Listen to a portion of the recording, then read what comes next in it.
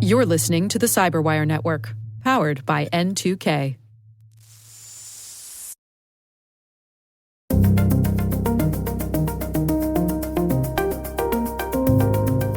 Hello, everyone, and welcome to N2K Cyberwire's Hacking Humans podcast, where each week we look behind the social engineering scams, phishing schemes, and criminal exploits that are making headlines and taking a heavy toll on organizations around the world. I'm Dave Bittner, and joining me is Joe Kerrigan. Hey there, Joe. Hi, Dave. And our N2K colleague and host of the T-Minus Space Daily podcast, Maria Vermazis. Maria. Hi, Dave, and hi, Joe. We've got some good stories to share this week, but before we get to that, let's look at some of our follow-up here. We've heard from several of our listeners. What do we got? Do you want to lead us in here, Joe? Yeah, first we have a correction from me. Last week I repeatedly referred to the company that makes ChatGPT as ChatGPT. Mm-hmm. I should have been calling them OpenAI. Oh. I will not, however, apologize for calling Meta Facebook. Okay. Fair. Yeah.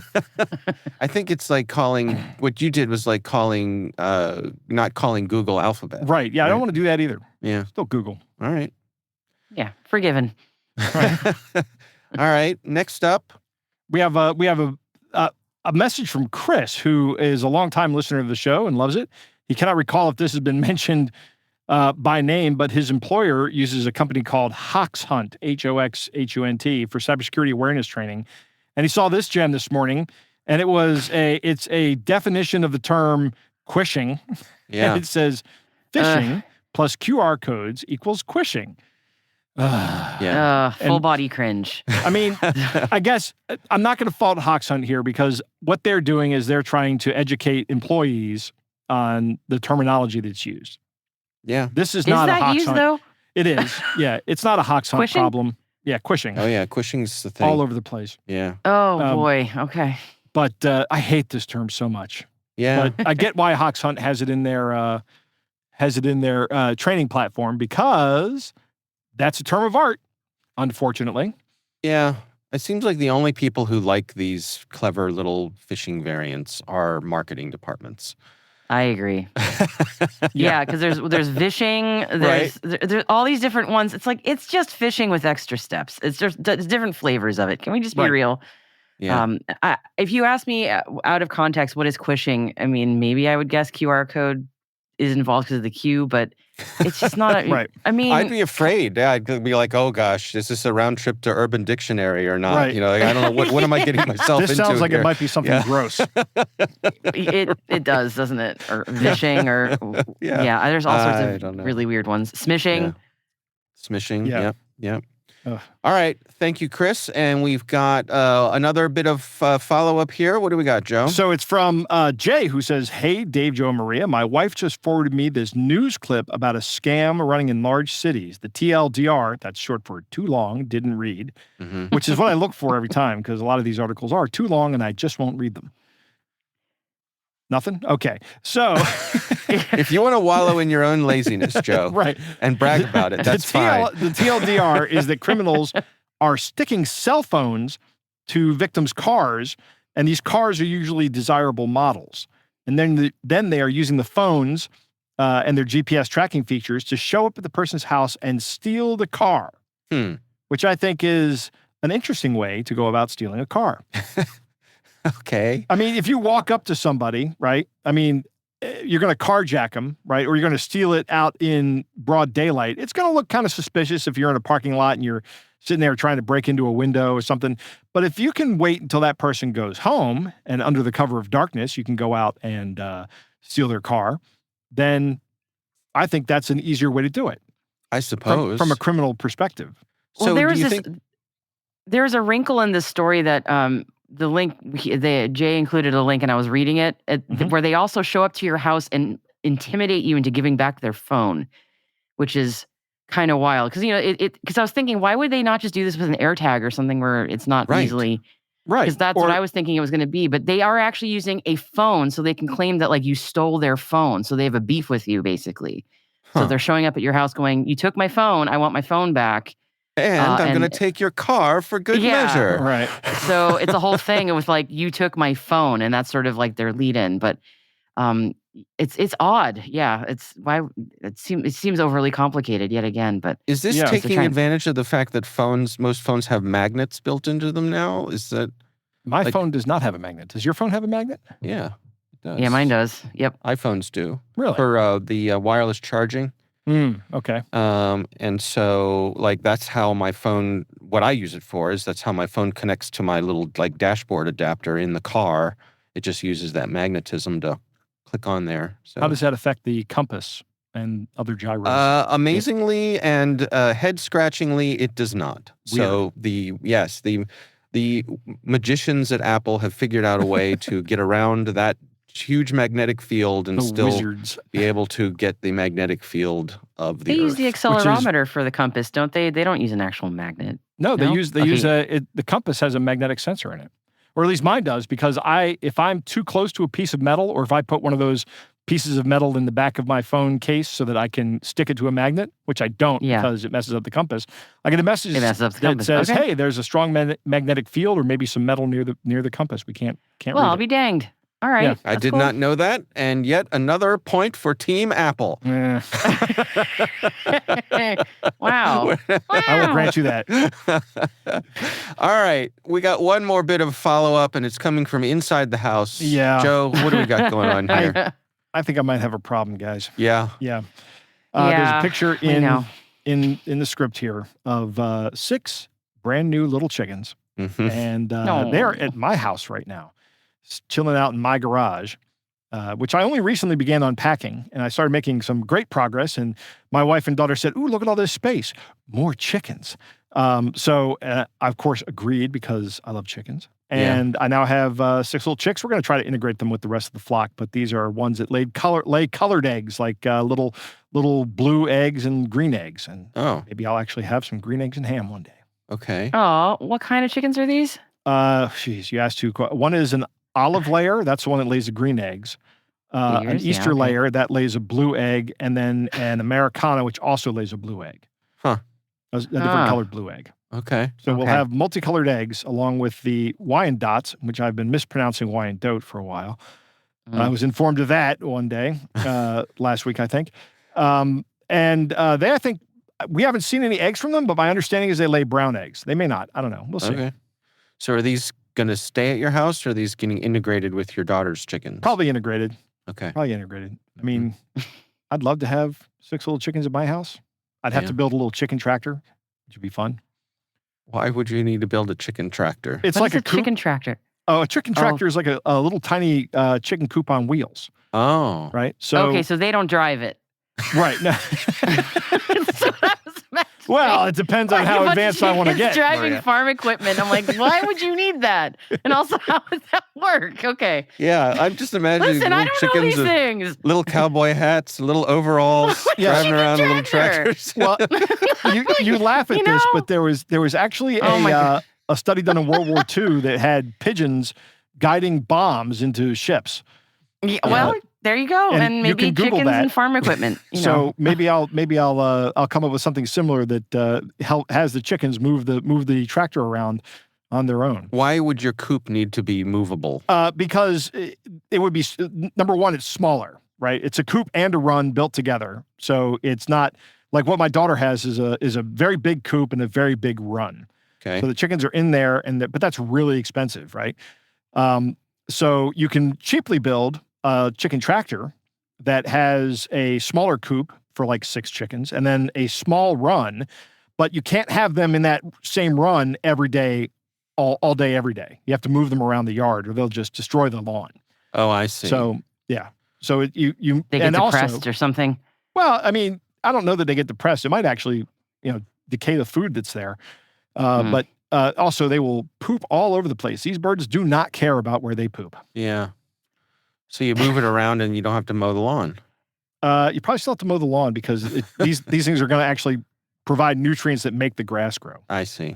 Oh, well. Ah, Nothing's perfect. okay. Yeah. Okay. Well, good luck with your chicks. I hope they all survive. So far, so good. I hope you have no snakes in your garage. Ooh, that's a good point, Dave.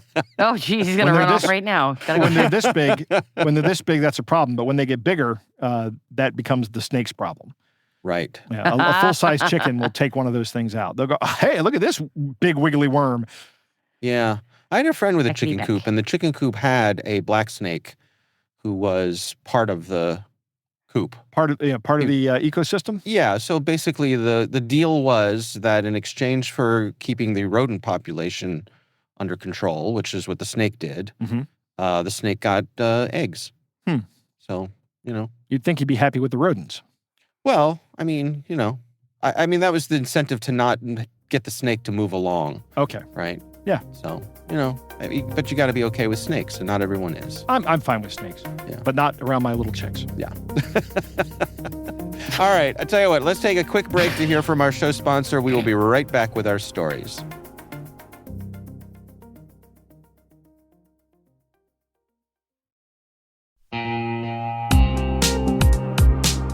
And now, a word from our sponsor, ThreatLocker, the powerful zero-trust enterprise solution that stops ransomware in its tracks. Allow Listing is a deny-by-default software that makes application control simple and fast. Ring fencing is an application containment strategy, ensuring apps can only access the files, registry keys, network resources, and other applications they truly need to function. Shut out cybercriminals with world-class endpoint protection from ThreatLocker.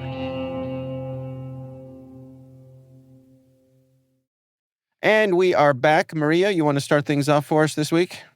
Yes, I do. All right. So I was delighted to get an email in my inbox just a few days before recording this show, actually. And the subject line was "Elevate Spotify's global social media strategy as our next vice president." Sent to me, Maria Varmazes, in my personal Gmail account. Ooh, And I was Huh. delighted because I said, I got a fresh scam in my inbox because ain't nobody want me to be their vice president of anything. So that Oh, would be okay. absolutely the, Oh, I don't the know, biggest Maria. giveaway They didn't ever that say- this was a scam. Well, I was listening on Spotify to one of the great podcasts that's on our network there, or on our distribution system. And lo and behold, Maria Varmazes, she sounds like she knows things. Mm-hmm. Could happen. Yeah. Could happen.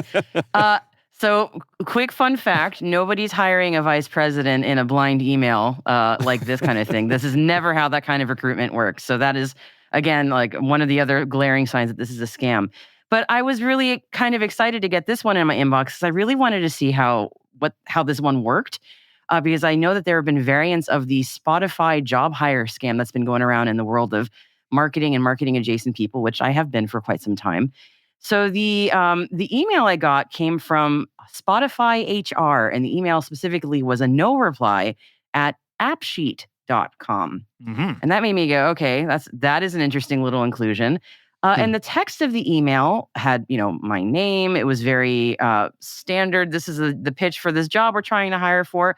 There was no link at all. This was not like a phishing thing where they went, like, please fill out this form on this website. There was nothing like that.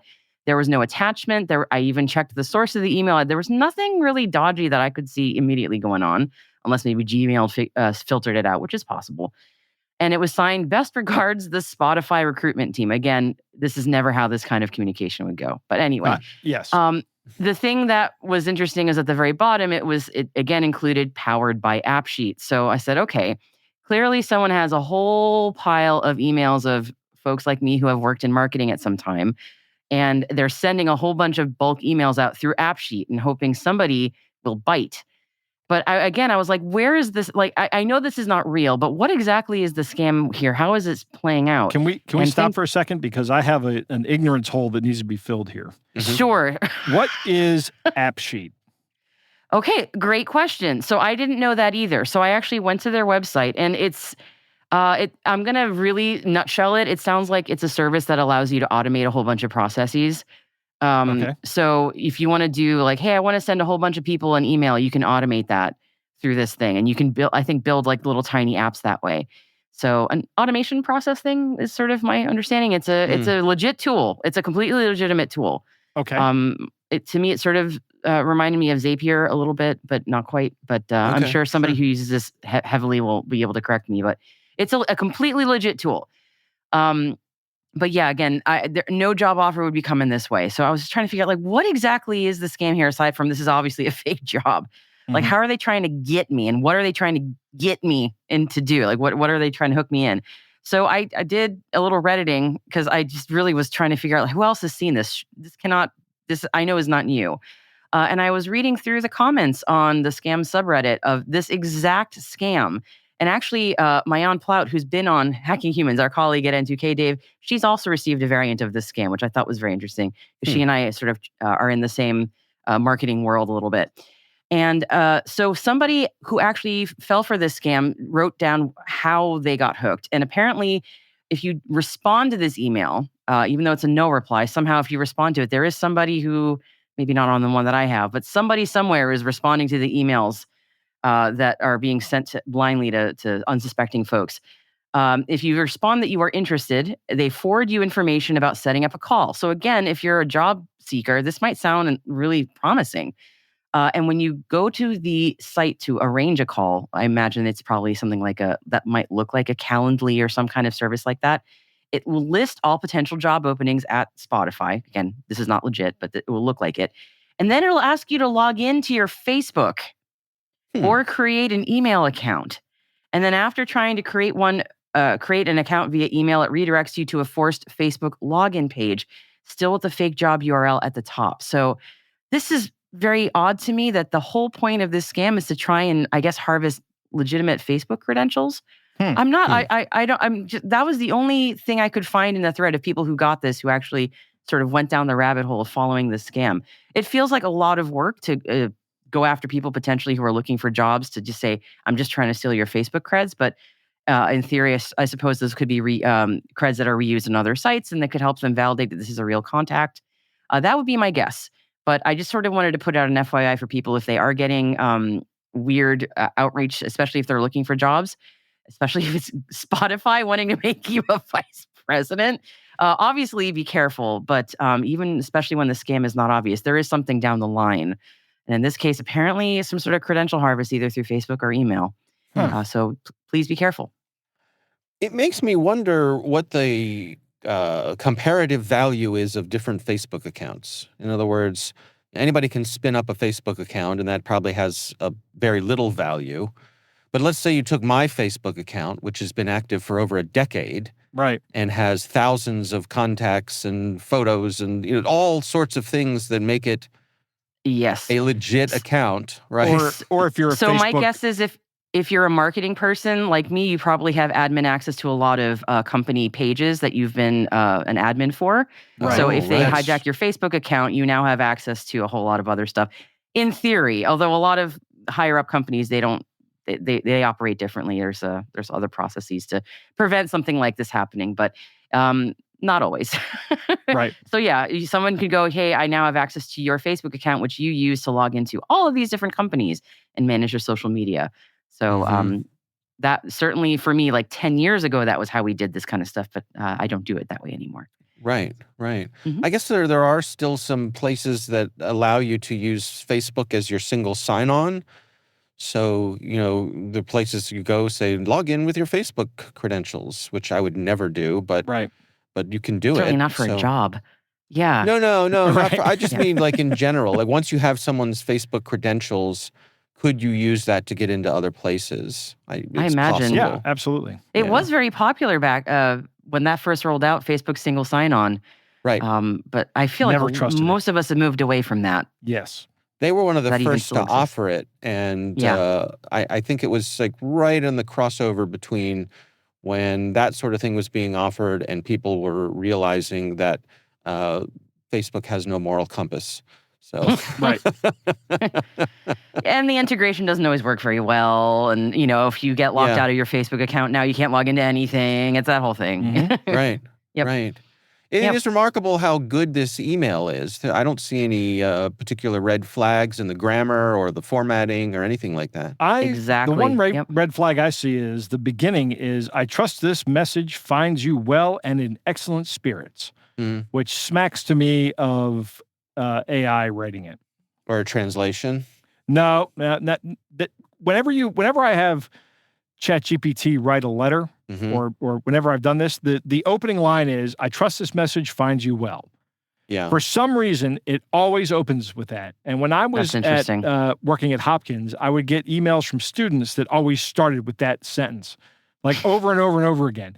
And I'm like, why are they all doing? And it occurred to me, these guys are just using an AI to write me a letter. Yeah.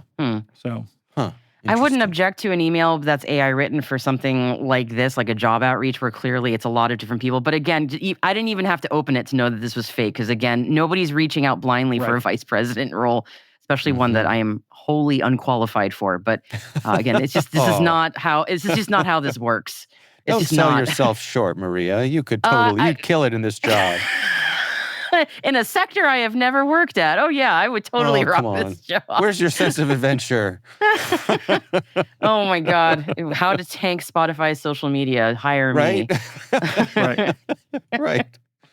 All right. Well, very interesting. I guess there's no link to share on this one because this one came directly to you. It landed right in my inbox. So we do have a link to the Reddit thread that relates to this. So we'll include that in the show notes. Mm-hmm. All right, Joe, you are up. What do you got for us? I got 2 this week because they're short. The first one comes from Matt Schooley, who is at WBZ News. Oh, it's a CBS affiliate. Oh, is it? Yes. Oh, that's right. Because this is actually up in Massachusetts where this is happening. Mm-hmm. This is a story. The headline is Uber drivers help end scam targeting hundreds of grandparents, U.S. attorney says. So are you familiar with Leah Foley, Maria? She is the U.S. attorney for Massachusetts. Yeah, I've heard her name. Yes. Okay. So she has... She and law enforcement have arrested or charged, I think, 13 people, and they've arrested 9 of them. 4 of them are still on the loose, 2 of them here in the States and 2 of them in the Dominican Republic where they think this scam was being run out of. But this was a grandparent scam that was using Uber to either deliver the money to the scammers or pick up the grandparents and take them to the bank. Then take them to take the money to the scammer. So the average victim of the scam was 84 years old, and the total amount of money that was lost surpassed $5 million. Wow. There's something like 400 victims that they know about. 400 victims from 50 states. So here's what's interesting. The way this became known to the FBI is Uber reported it. Because Uber is frequently used as unwitting courier in this kind of scam. So a couple of months ago, we were talking about how Uber drivers are used to deliver things, and I had told you I have a friend that is an Uber driver, and he did a courier thing once, only once. He only did it once because he was almost positive what he did was facilitate some kind of crime. So there is now it wasn't a scam crime like this that he was part of. He thought it was something else. That's all I'll say. Yeah. But what they did was they started noticing that a lot of people, or there were a few people rather, who were sending out courier pickups for a bunch of different locations. Or they were ordering rides, and that's kind of unusual. So it kind of sticks out like a sore thumb in the Uber data set. So they notified the FBI, and the FBI investigated, and they wound up arresting all these people, which is great. And they still have 4 people to arrest, including this one guy whose name is Rancel St. Arvin Tavares Jimenez. And there's a picture of him in this article with a mad stack of cash that is allegedly resulting from these scams. His ill-gotten gains. His ill-gotten gains, right. He's like, look at all this money I took from old people. Yeah. Hey, post Bob, it on come the over internet. Here. Let's create some evidence. Right, exactly. Oh, they're not always the smartest, these criminals, are they? I cannot tell you anytime there's something kind of mischievous going on and somebody pulls out their cell phone, I said, no, that's evidence. Don't do that. Right. Oh, Yeah. my goodness. I'm not worried about law enforcement evidence. I'm just worried about, maybe maybe my wife is like, why are you doing this? Right. You know, and how did it end up on the internet? right. Why do you have this gasoline in the fire pit? Yeah. Right. Yeah. So it's more me protecting myself from somebody finding out I did something incredibly stupid. But that's my first story. My second story, and we haven't, you know how last week I said we haven't had a pyramid scam story in a while? Yeah. Well, it's not a pyramid scam. I'm really still looking for a good one, but it is it's an in-person scam. This is out in Northern California. It's called the cash drop scam, which is kind of like the pigeon drop scam. Yeah. But this is where somebody walks up to you and says, "Hey, did you drop this $20 bill?" Now, I don't know about you, but whenever anybody asks me that, I immediately go, no, because I don't carry cash at all. Okay. Okay. I just don't. And I've always had this policy of rigorous honesty where things like that have saved me from not getting scammed, but having pranks pulled on me. Yeah. Having somebody say, "Hey, did you drop this money over here?" And then you go over there and something terrible happens to you. Like, maybe you walk into a room that has a bucket of water on the door. And I would just say, "No, I don't have any money. I don't carry money around. So it wasn't my money."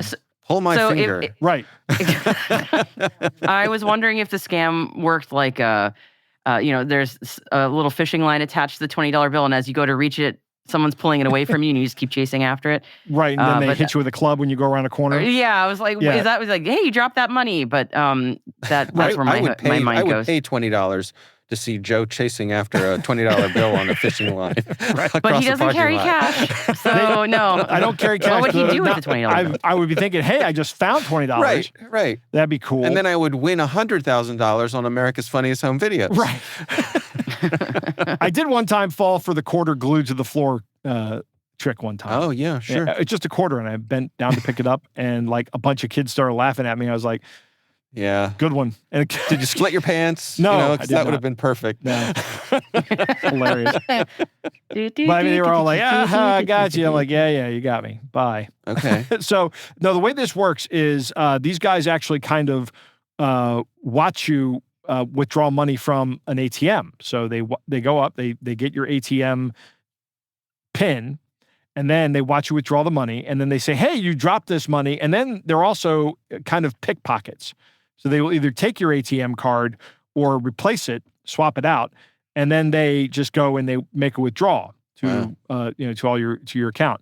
So there was the way this was found was there was a loss prevention agent who was at a local business who noticed that there were these two people out there milling about constantly and talking to people, and he reported it to the police, and the police came in, found out that they were scamming people, and arrested them.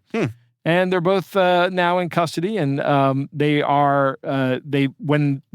they were asked for identification, they showed Romanian passports.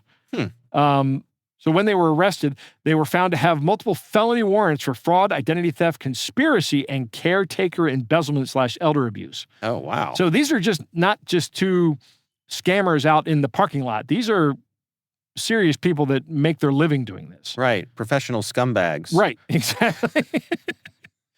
So, I don't know. My only advice here is that if someone walks up to you and says, hey, did you drop this money? Put your hand in your wallet or something. Right. And I don't like using ATMs, but when I do, I always make sure that I'm the last guy in line. If somebody comes up behind me, Okay. I just stop what I'm doing and I go, hey, why don't you go ahead? Little old lady who's probably going to pull a stick out of her bag and hit me with it. It's take what I get out. I don't know. I'm very suspicious. I don't trust anybody, Dave.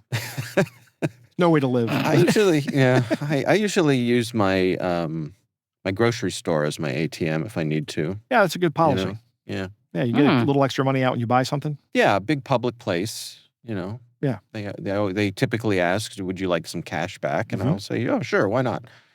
It's mine after all. Yep. And yeah. Hannibal Buress has a great bit about that where he says some people will get cash out when they buy something, but I like to return the thing I bought. right after I get the cash out. So, yeah, I'd like to return these Skittles. My receipt is actually still in your hand. Okay. I feel like I'm 'Cause you have to missing buy something with something. that. Oh, Okay. you have to buy Oh. something to use To use it, right. I see. All right, I'm with you now. And it's a transaction fee free ATM, essentially, is what he's doing. Right. Gotcha. All right, we will have links to both of your stories in the show notes. We're going to take a quick break here to hear from our sponsor. We'll be right back.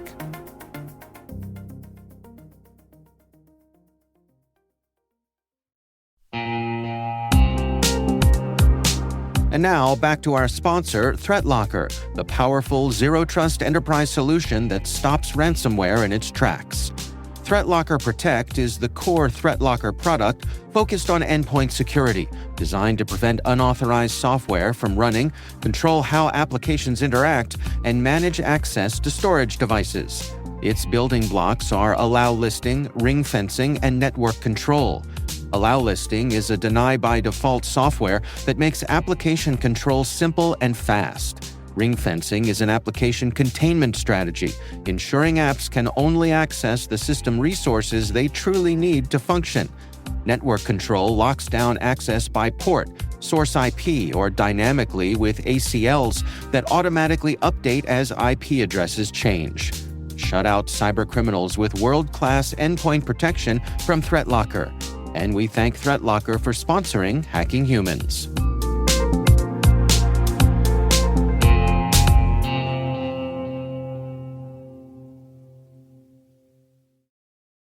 And we are back. My story this week comes from a couple of sources. We've got the folks over at Bitdefender actually initially brought my attention to this story, but it was also reported by The Sun from the UK. And this is actually about a reporter for Good Morning Britain, which I guess is like Good Morning America. Yes. Only smaller. Yes, much smaller. And, Metric. Right. No guns. Yeah, and free healthcare. Sounds So nice. Good Morning Britain's North American correspondent named Noel Phillips, he went public with his own personal story. He lost his life savings, which in his case was about 22,000 pounds. And this Noel is a young guy, so just kind of getting started in life, and had managed to tuck away nice little nest egg for that's himself. Pretty good for a young man. Yeah, and it started when he got a call from Chase Bank warning him that his account had been compromised. Mm-hmm.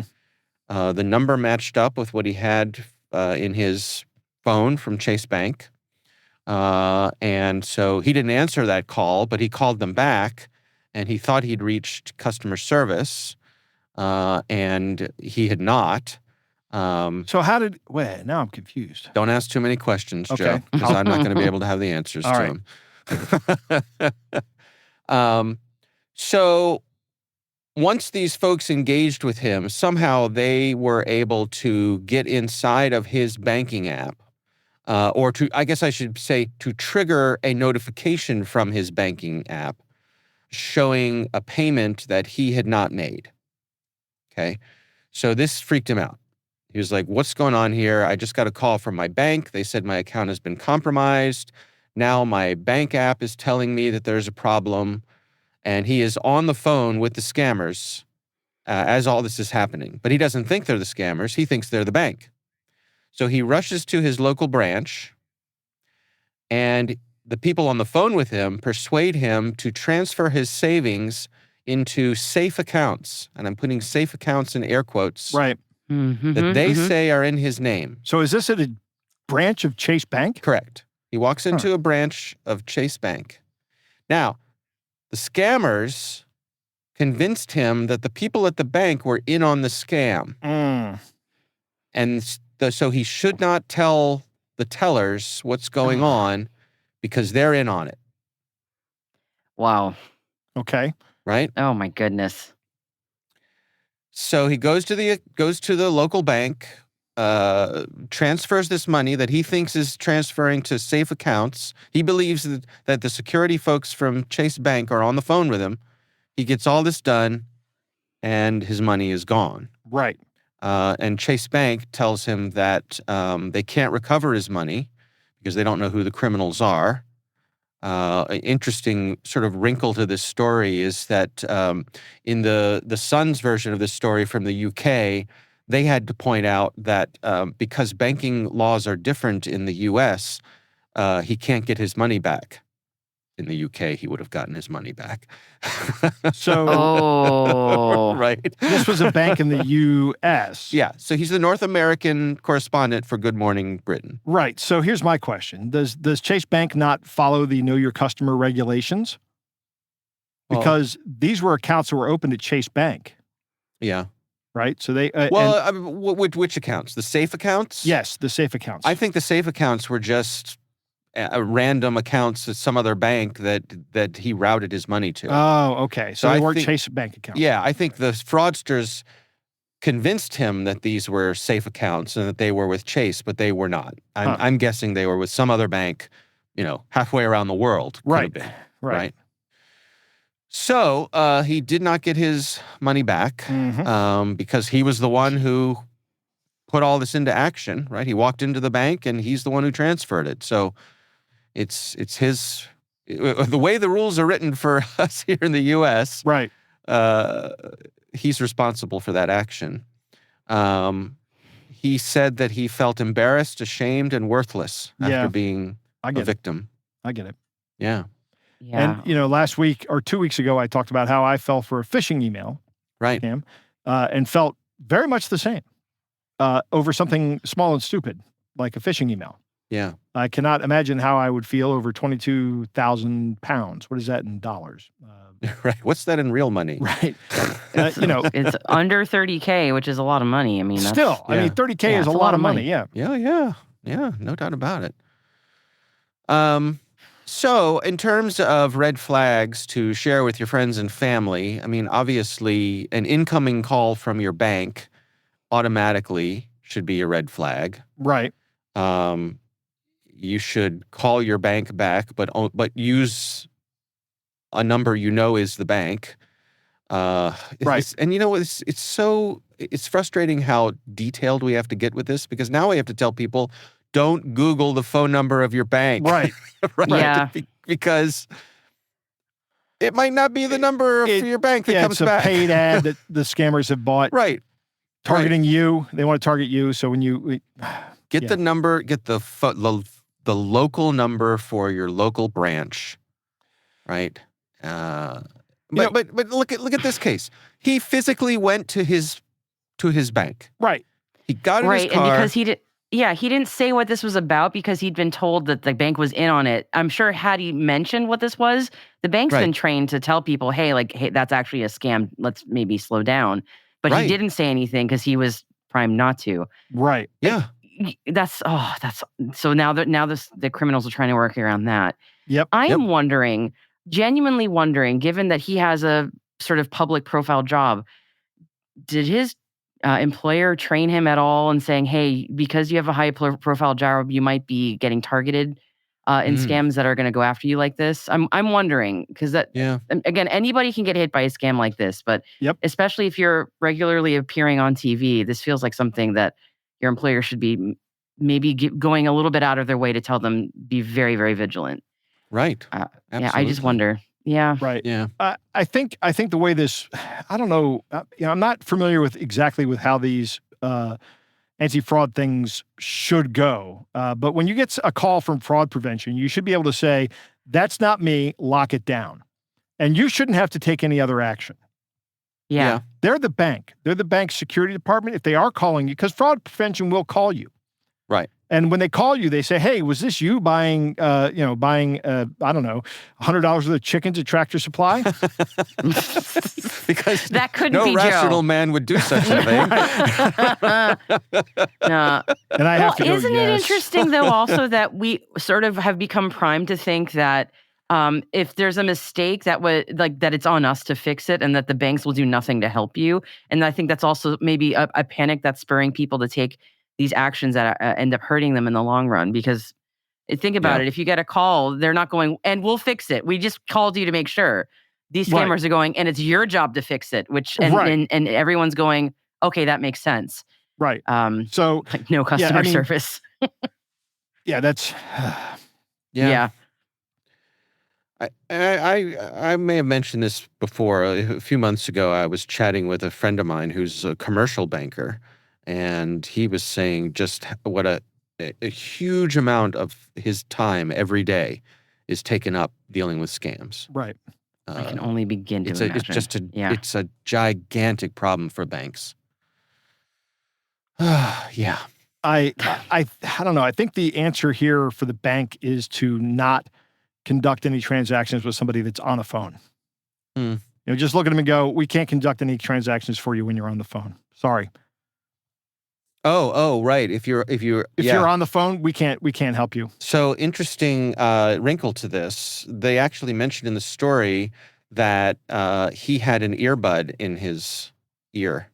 Okay. Oh, one So of he those was not- AirPods? Yeah, like an AirPod. So he Uh-huh. was not holding the phone up to his ear. But you're absolutely right, Joe. And I would imagine that by this point that bank tellers are trained for that. And they would say, "I'm sorry, yeah. would you mind putting down the call?" And that sort of thing. Because to the bank's credit, the tellers are trained to look for these scams. Right. No Right. doubt about it. Mhm.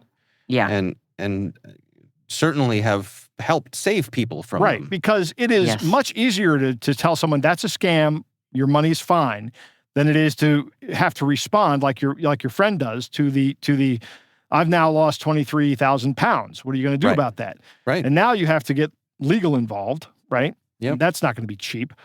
So, I mean, if I were this guy, I think I'd just start making them pay 23,000 pounds or 20, whatever to somebody else. And I'd make it clear, I'm just going to cost you 23,000 pounds in like legal fees.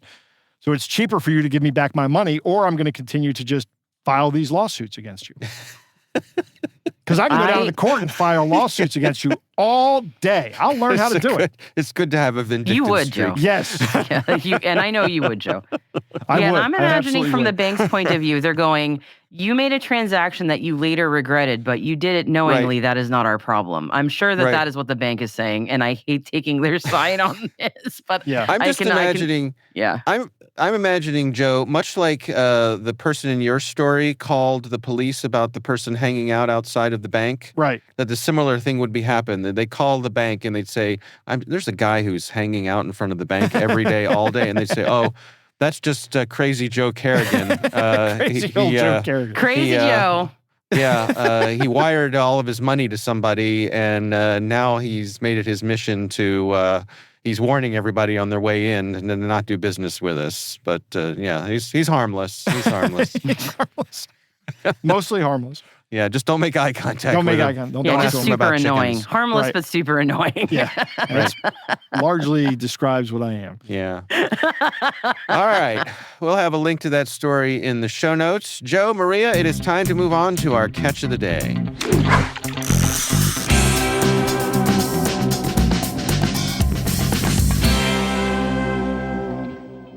Our catch of the day comes from Patrick, who sent in an email from the International Monetary Fund, Dave. The Oh. IMF, if you will. All right. It goes like this.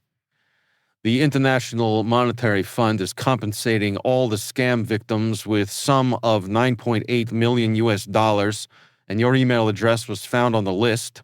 This office has been mandated by the IMF to transfer your compensation fund to you via MoneyGram money transfer. However, we have concluded to effect your own payment through MoneyGram money transfer, $5,000 US per daily until the total sum of $9.8 million US is completely transferred to you. We cannot be able to send the payment with your email address alone, so we want you to get back to us with your full information where we will be sending the funds to you. Director, Mr. W. Alexander Holmes. We will give you direction on how you will be receiving the funds daily. Remember to send us your full information to avoid wrong transfer. Through Mr. W. Alexander Holmes, he will send $5,000 in your name today. So reply these email ASAP or text him with your full information as soon as you receive this email and tell him to give you the MTCN, sender name and question answered to pick the $5,000. Please let us know as soon as you received all your fund. Note that your payment files will be returned to the IMF within 72 hours if we did not hear from you. This was the instruction given to us by the IMF. He will start the transfer soon as he received your information. Thanks. Best regards, Reverend Father Patrick Smith. MoneyGram agent. Good old Father Patrick Smith. Reverend Father Patrick. Reverend Father. Works because a His priest all wouldn't lie to you, holiness. right? Right. I should have done it, Reverend Father Patrick O'Malley. Right. Yeah. I mean, look, And priests also aren't with paid very you. much, so he's got a little side hustle going on Side here hustle as is a, a MoneyGram as a agent. MoneyGram MoneyGram agent. Right. So here's the thing: $9.8 million at $5,000 a day will take you over 5 years to get that money. Oh. Yeah, I mean, that's every day I'm going to send you $5,000. Oh, that sounds miserable. I don't want to do this every single day. That's if I do it every day for the next 5 years, 365 days a year. Yeah. I'd be okay with it. Would you? Yeah, I would definitely. I would knuckle down and do that. Yeah. Honestly, For the- I could find the energy to make it happen. Sure. $5K a day from Reverend Father Patrick Smith from the Church of Cold Hard Cash. Yes, Yeah. I would do that. Yeah. Yeah. Does that include Amen. weekends, Joe? Yes, Okay. that's with weekends. You get no vacation day. You can't go anywhere. What about Oh. Sundays? Every Sunday, day. yeah. Well, Father, he's going to say mass, and then he's Well- going to go to the MoneyGram place. That's right.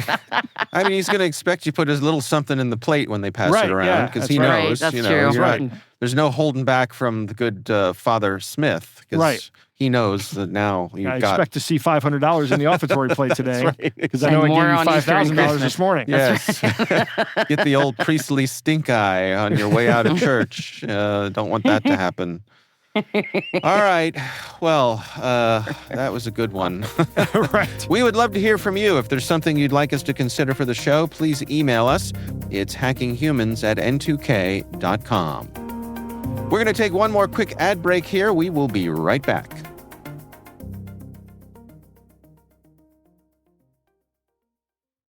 Thank you to ThreatLocker, the powerful zero-trust enterprise solution that stops ransomware in its tracks, for sponsoring Hacking Humans.